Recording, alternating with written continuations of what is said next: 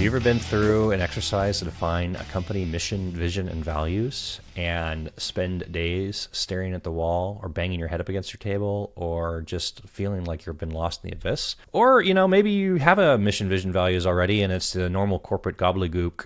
It means absolutely nothing that could apply to any business anywhere in the world at any time, which I think is probably the default. Or you have this really lofty aspirational kind of message you might see on like a poster somewhere with like, what's a really good one? Motivation posters. Oh, everybody in like a rowboat rowing the same way and being like, teamwork. It's wonderful. And we've gone through a mission, vision, values recently, and going through the exercise of it just reminded me of how completely nuts this is. And the first question you of course run into is like, there's a certain level of like, let's just say values. Do you really need a document, right? So like honesty, integrity, trustworthiness. If you're hiring retail workers, do you really need to define a core value saying that you're not going to steal from the company? I've seen these companies list values of being like, you don't steal. And that's a pretty fundamental, I think, something disconnected at that point. I do believe that there is a fair amount of like table stakes of like baseline integrity and like value. Like you're going to be nice to people. Do you need to define this in your company values? Like we're nice to people? What industry are you in that you're defining your value as we need to be nice to people?